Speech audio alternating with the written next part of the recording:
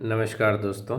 आज के वीडियो में यही कहूँगा कि युवाओं से यही कहूँगा कि कुछ भी करके 10 से 12 हज़ार रुपये कमाओ। उससे फ़ायदा क्या है कि तुम कहीं भी किराया लेकर के घर रह सकते हो, अपने पैसे से खा सकते हो, अपने पैसे से कपड़े पहन सकते हो।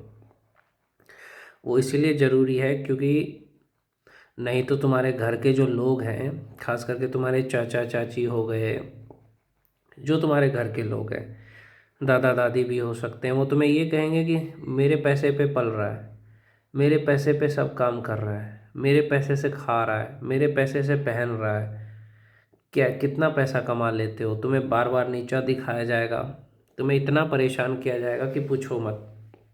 ये समाज, ये परिवार, ये रिश्तेदार तुम्हें जीने नहीं देगा। तुम्हें ये कहेगा कि तुम तो मेरे पैसे पे पलते हो, हम पैसा देते हैं तभी चलता है, हम पैसा नहीं देंगे तो कैसे काम होगा, हमने ही तुमको पैदा किया है। मतलब यहाँ इस हद तक लोग बोल देते हैं जब आपके पास पैसा नहीं होता है, क्योंकि ये चीज़ मैं महसूस किया हूँ। तो मैं यही कहना चाहता हूँ इस वीडियो के माध्यम से कि आप लोग पैसा कमाओ यार, क्योंकि ये दुनिया बहुत जालिम है। और एक चीज़, आप जो सोचोगे कि आपके हक का पैसा मिल जाएगा, मान लो आपके बाप दादा की संपत्ति है विरासत में, वो भी उन लोगों को मिलता है जो बाहुबली टाइप के लोग हैं, जो पैसे वाले लोग हैं। कमज़ोरों को नहीं मिलता है, कमज़ोरों को हक को ले लिया जाता है। आप अपने बाप और दादा की विरासत भी नहीं हासिल कर पाओगे जब तक आपके पास शक्ति नहीं है। मैं कहता हूँ कर्म करो या कांड करो, समझे। ये दुनिया दो ही भाषा समझती है, या तो कर्म करो, आईएएस आईपीएस बनो, दरोगा बनो, इंडियन आर्मी में जाओ, बड़ा बिजनेसमैन बनो।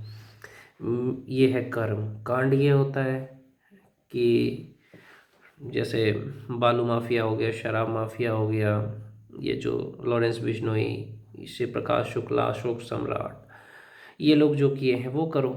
कि वो रास्ता भी है एक, लेकिन कुछ करो भाई। क्योंकि ये दुनिया दो ही भाषा समझती है, शक्ति की भाषा और हथियार की भाषा। एक बात सोचना, आप हथियार लेकर के सड़क पे चलो, कोई आपको कुछ नहीं बोलेगा। आप हथियार लेके घर में बैठो, कोई आपको कुछ नहीं बोलेगा। नियम है भाई। आप अगर लोगों को ऐसे हाथ जोड़ के बोल रहे हो कि भैया हम आपका आदर कर रहे हैं, नमस्ते कर रहे हैं, तो वो आपका बात को नहीं समझेगा। मैं ये बात मानता हूँ, वो उसी भाषा को समझेगा जो भाषा दुनिया समझाना चाहती। कोई भी बदमाश बनता नहीं, उसे बनाया जाता है घर के द्वारा, रिश्तेदार के द्वारा, परिवार के द्वारा।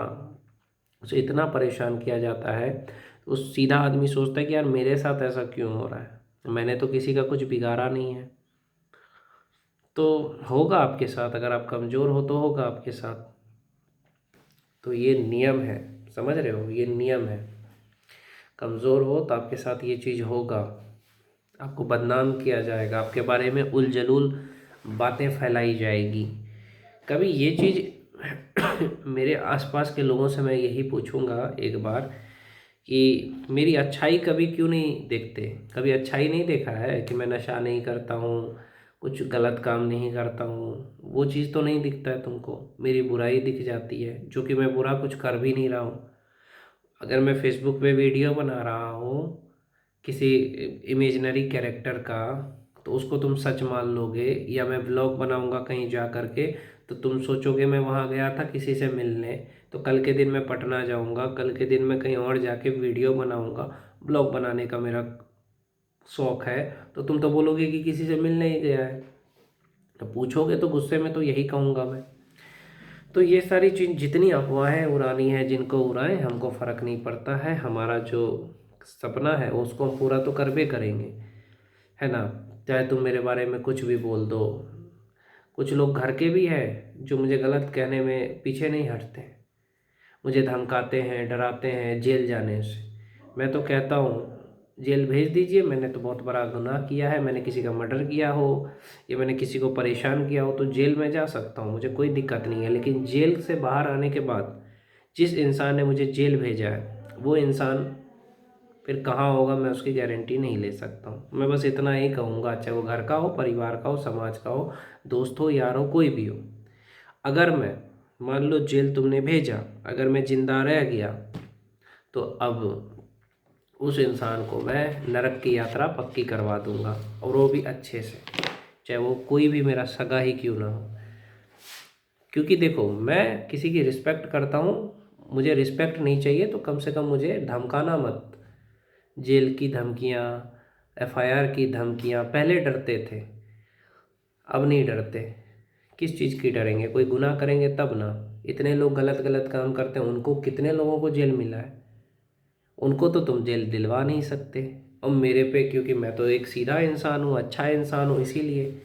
तो एक अच्छा इंसान जब जेल से निकलता है तो फिर वो शराफत भूल जाता है। इसीलिए कभी किसी शरीफ इंसान को छेड़ने की कोशिश ना करें। और मैं, जो लोग मेरे को कहते हैं शादी करेगा, लड़की ऐसी होगी, तो भैया, शादी विवाह कौन करता है पता है? जिसके ज़िंदगी में मकसद नहीं होता है।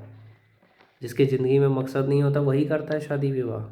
भगवान परशुराम, योगी आदित्यनाथ, इन लोगों ने किया, डॉक्टर एपीजे अब्दुल कलाम ने किया।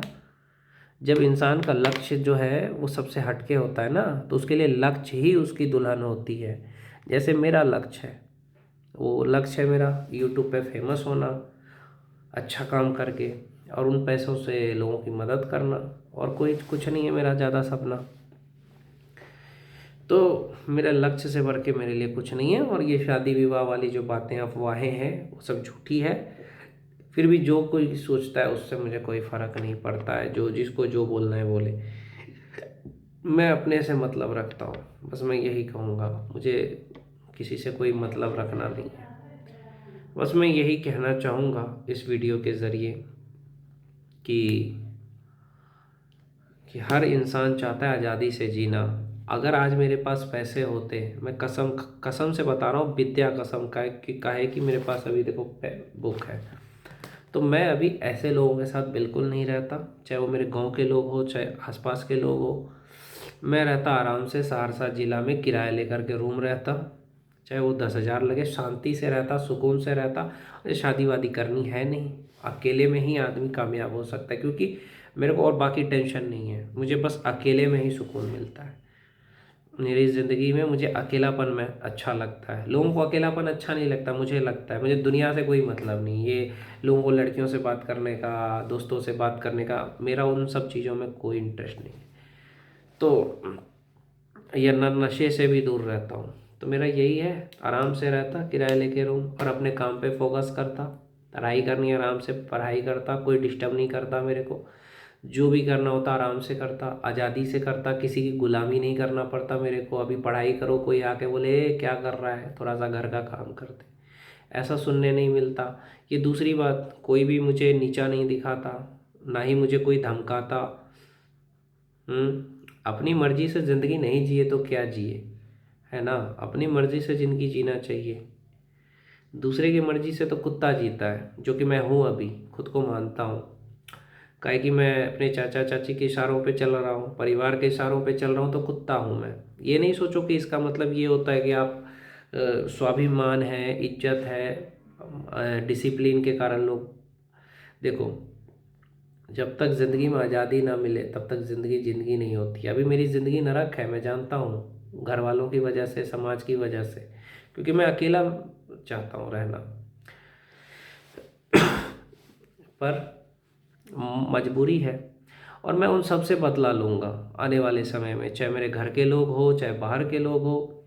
कामयाबी कर हो जाए एक बार, उसके बाद कि जिन लोगों ने मुझे गुलाम बनाया, जिन लोगों ने मुझे गलत आरोप लगाया, जिन लोगों ने मुझे जेल जाने की धमकी दी, उन सब से बदला लूँगा मैं। जो भी मेरे को बदनाम किया है, जो भी मुझे डराया है, धमकाया है, उससे मैं सूद समेत बदला लूँगा, चाहे वो घर का ही क्यों ना हो। अगर मैं एक बाप की औलाद हूँ तो ज़रूर लूँगा बदला, जिंदा रह गया तो। समझ गए ना? गुस्से में नहीं कह रहे हैं, मम्मी कसम, छोड़ेंगे नहीं उन लोगों को जिन लोगों ने मेरी माँ को गुलाम बनाया, जिन लोगों ने मुझे गुलाम बनाया। जो लोग हमें हमारी प्रॉपर्टी नहीं देते हैं, इसलिए नहीं देते हैं, सोचते हैं कि अगर प्रॉपर्टी दे देंगे तो आज़ादी से रहेगा। समझ रहे हो? प्रॉपर्टी दे देगा तो मैं आज़ादी से रहूँगा, उनकी गुलामी नहीं करनी पड़ेगी। इसलिए देना ही नहीं है प्रॉपर्टी, ताकि हमारी गुलामी करे, हमारे आगे पीछे करे, जो बोले वो करे। समझ रहे हो ना? तो ऐसे लोगों को अगर मैं माफ़ कर दूं तो ये मेरी डिक्शनरी में नहीं है। बस समय का इंतज़ार है, आज उनका समय है, कल मेरा होगा, बस यही फ़र्क है। और जो लोग मुझे इज्जत करेंगे, मुझे सम्मान करेंगे, मुझे डिस्टर्ब नहीं करेंगे, वो उनको मैं कुछ नहीं कहूँगा। कुछ लोग हेड लिस्ट में हैं, हिट लिस्ट में है बहुत सारे लोग, इस कॉपी में लिखा हुआ है किस किस को मैंने हिट लिस्ट में रखा है। उन लोगों को छोड़ना नहीं है, समझ गए ना, छोड़ना नहीं है। मेरी माँ खेत गई काम करने कुछ लोगों की वजह से, मेरी माँ हज़ारों लोग 10 लोगों का खाना बनाए, किस लिए, नौकर है। कुछ गलतियाँ मेरी भी है, अगर आज मुझे नौकरी होता, मैं कुछ बन जाता, तो ऐसे लोगों के चक्कर में नहीं रहता, मैं अपनी माँ को अपने साथ रखता और खाना बना के खिलाता, दूसरे की खाना नहीं बनाना पड़ता मेरी माँ को, समझ गए। मेरे लिए करियर से बढ़ के कुछ नहीं है। और लोग सोचते हैं शादी प्रेम, भैया मेरे लिए सबसे ज़रूरी अभी करियर है, उसी से तुम लोगों से बदला लेना है, समाज से, परिवार से। तो अभी मैं दूसरी चीज़ के बारे में सोचता भी नहीं हूँ, समझ गए ना। और मैं छोड़ूंगा नहीं किसी को, याद रखना, जो लोग मेरी बुराई करते हो। अगर वक्त बदला तो मौका देख के चौका मारूंगा, चाहे कोई भी हो। मेरा समय अगर ठीक आ गया ना तो छोड़ूंगा नहीं मैं किसी को, चाहे कोई भी हो, किसी भी लेवल का आदमी हो। और समय तो आना ही है, अब पूरे दिन रात थोड़ी होता है, दिन भी होता है, दिन ही थोड़ी रहता है, रात भी होता है। तो आएगा समय, टेंशन मत लो। वो लोगों के सामने मैं कामयाब बन के दिखाऊंगा जो लोग आज मुझे सोच रहे हैं कि कुछ नहीं कर पाओगे, जो लोग मुझे डिस्टर्ब करते हैं, जो लोग मुझे परेशान करते हैं, जो लोगों ने मेरी आज़ादी छीनी है, जिन लोगों ने मेरी आज़ादी छीनी है, जिन लोगों ने मुझे गुलाम बनाया, मुझे डिस्टर्ब किया और करते हैं, उन लोगों के सामने कामयाब बन के ही तो दिखाना है, ताकि उनसे बदला ले सके। बस गलत तरीके से नहीं लेंगे बदला, बदला लिया जाएगा कलम के तरीके से, जैसे अम्बेडकर वाला रास्ता, कांड नहीं करेंगे, कर्म करेंगे। कांड तो अंतिम फैसला होता है, मेरा अंतिम फैसला ये नहीं है, अभी अभी शुरुआती फैसला है। बस रुक जाओ कुछ दिन, फिर बताते हैं कि कैसा होता है बदला, समाज से, परिवार से, मेरी माँ के गुलामी का, मेरी बेइज्जती का बदला तो लेना ही है। बाकी अभी सब अच्छे से रहो, जब तक मैं कामयाब नहीं होता तब तक तुम्हारी ज़िंदगी में जितना मुझे शोषण करना है करो, हमारी माँ को, हमको।